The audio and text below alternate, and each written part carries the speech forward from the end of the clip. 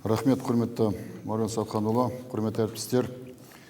Естеріңізге сала кетейік, Қасым-Жомарт Тоқаевтың парламенттік партия жетекшілерімен 9 сәуірдегі кездесуінде кезектен тыс парламенттік сайлау жөнінде хабарлағанда, Ақ жол партиясы атынан мен өзім бұл сайлау әділ және ашық өтуіне кепілдік сұрадым. Президент мырза соған өз кепілдігін беріп, біз білгенімізше орталық сайлау комиссиясына және жергілікті мемлекеттік органдарға да тиісті тапсырма берген. Алайда үгіт насихат басталғанда әлеуметтік желілер студенттерді шараларға қатысуға мәжбүрлеу, дайын бюллетендерді тастау сияқты түрлі заң бұзушылықтарды көрсеткен видеолармен толып кетті. Бір ғажабы, орталық сайлау комиссиясы небәрі 19 ғана аса маңызды емес заң бұзушылықты дәлелдеген. Ал ОБСЕ бақылаушылары ресми есепте тек заңсыз бюллетендердің өзі 42 сайлау учаскеде тастағанын байқады. Егер әдеттегіндей көптеген заң бұзушылықтар бақылаушылардың назарынан тыс қалғаны ескерсек, мұндай фактілер бірнеше есе көп деп санауға болады. Әрине, 10 мың учаске ішінде 42 учаскедегі заң бұзушылықтар көп болмаса да, біздің ойымызша орталық сайлау комиссиясы тек ресми арыздарды ғана емес, фальсификациялар туралы барлық ақпаратты қарастыруы тиіс. Алайда бақылаушылардың көзбен көріп, қолмен ұстап берген заң бұзушылық фактісін жауапты органдар бұл басқа мектепте тіркелген, немесе біздің ұлттық менталитетіміз деп отыр.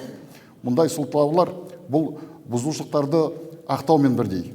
Орын алған жағдайларға байланысты мұқият тексеру жүргізіп, кінәлілерді жауапкершілікке тартуға шақырамыз. Мүмкін, сонда ғана бұл адамдар сайлау мағынасын түсінетін шығар.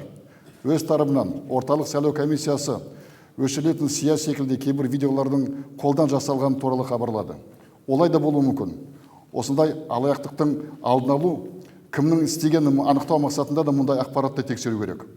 Осы және басқа да сол сияқты сұрақтарға анық жауап таба алмағаннан кейін қоғам белсенділері, ең алдымен жастар наразылық танытып, түрлі іс-шараларға барды. Ішкі істер министрлігінің ақпараты бойынша бұл акциялар шетелден арандатушылық мақсатымен ұйымдастырылған. Бірақ өзіміздің де ішкі кемшіліктеріміз соған сай болды. Әрине, қоғамдық қауіпсіздік барынша берік қамтамасыз етілуі тиіс. Мемлекеттік институттарды әсер ету, азаматтардың қауіпсіздігі үшін де, республикамыздың тәуелсіздігі мен территориялық тұтастығы үшін де қауіпті екенін түсінуіміз керек.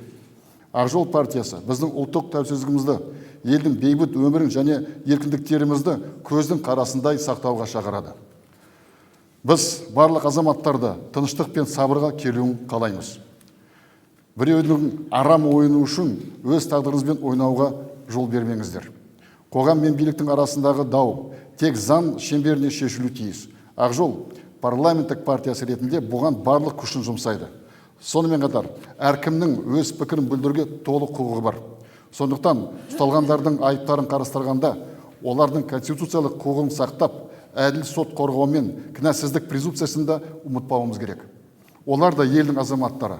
Алаяқтардан басқа біз олардың пікірмен де санасуға міндеттіміз. Ақ жол партиясы журналистердің соққыға жығылуына байланысты да өз алаңдауын білдіреді. Билік пен қоғамның көпірі болған адамдардың қауіпсіздігін қамтамасыз ету керек. Наразылықтың алдын алудың белсенділерді ұстаудан басқа да әдістемелері болу керек. Солардың ең алғашқысы демократия, яғни адал және таза сайлау өткізу.